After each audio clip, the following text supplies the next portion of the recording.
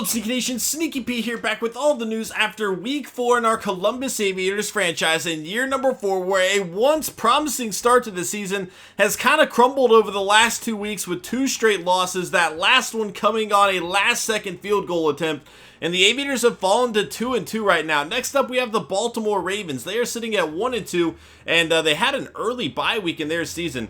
So that definitely bodes well for their team, especially when they're going up against a banged-up Aviators team. We saw Marcus Mariota go down with an injury. We're going to have to check out that in a second. But first, let's go ahead and start working on some more scouting here. And hopefully, you know, with that injury to Marcus Mariota, we'll have to see how bad it is, but it really does bring up the need, the question anyway, do we need to move on from him? Is he too injury prone?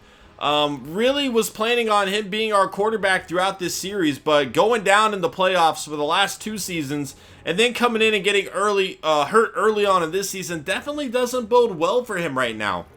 The question is, are we going to be able to find somebody better than him? To be honest, I really like what Mariota brings to the table. When he's healthy, he's a guy I want to move forward with. The issue is we have had a lot of issues of him actually being healthy. Injuries continue to pile up for him, and we haven't seen anything too significant. I guess the one that ended last season was. But other than that, it hadn't been like anything too bad. But it's still a question. It's still a concern for this team. Russell played okay in that last game. Unfortunately, it was not enough to get the victory, though. And here we are, Marcus Mariota with that ruptured disc out for 3 weeks. That's nothing too bad. That's not too bad. Again, he's only 24 years old. He's still a very young quarterback. It sucks. The injury definitely sucks. But only 3 weeks is not the worst thing in the world. The Texans did pick up a loss here, so they have yet to run away with the division. They're still only 1 game ahead of us. The Colts ending up picking up another victory, though, so they are now 2-2. And if Andrew Luck can catch on and get out of that rut he's been on for the last few seasons, they are a very dangerous team. They've given him quite a lot of weapons, and they've been doing a good job building that team up, so they are very much still a threat. And I feel pretty comfortable with Russell, to be quite honest. I think he'll be okay in this situation. Definitely not what we want to be in. Definitely not a situation that we wanted to be in, but it could be a lot worse. Let's go ahead and check out the Baltimore Ravens here, see if they are dealing with any injuries of their own.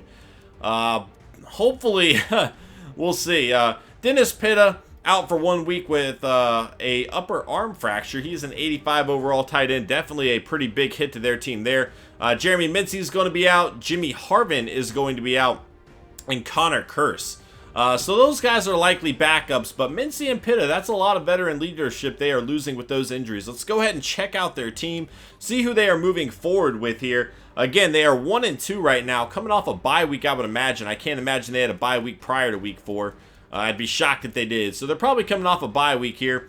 So they have Joe Flacco still at quarterback with Colin Kaepernick now backing him up, and Robert Griffin III. What a trio to have here, my goodness.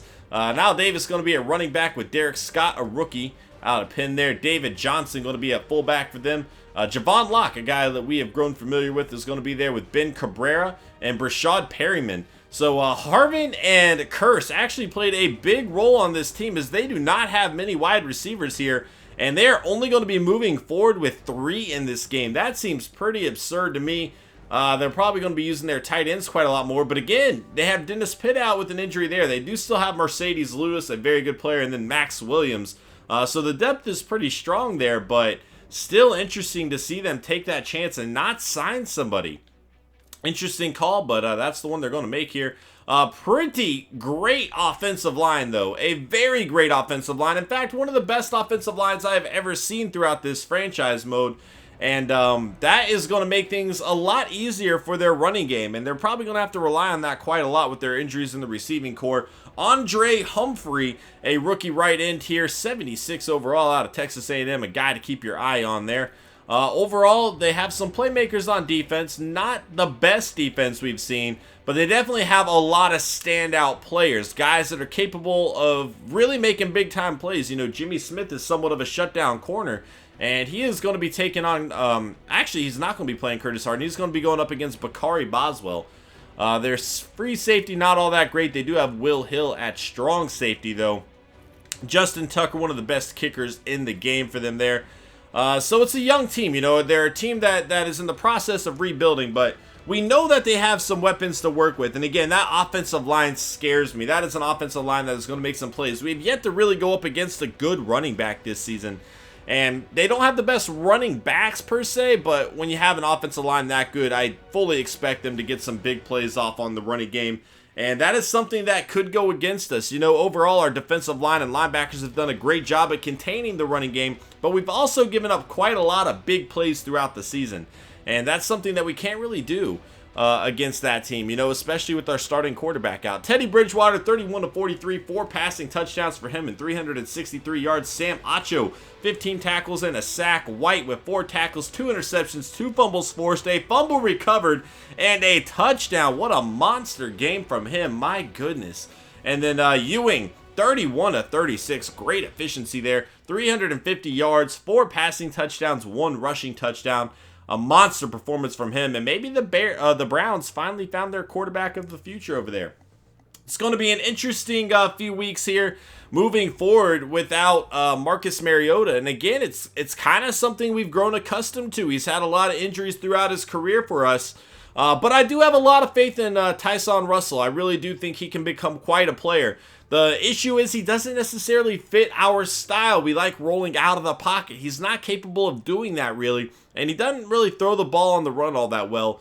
So that's definitely going to be somewhat of an adjustment period for this team, but I think they're up for it. I still feel okay with where we're sitting in the season. I know we definitely didn't anticipate being 2-2 after starting off the way we did.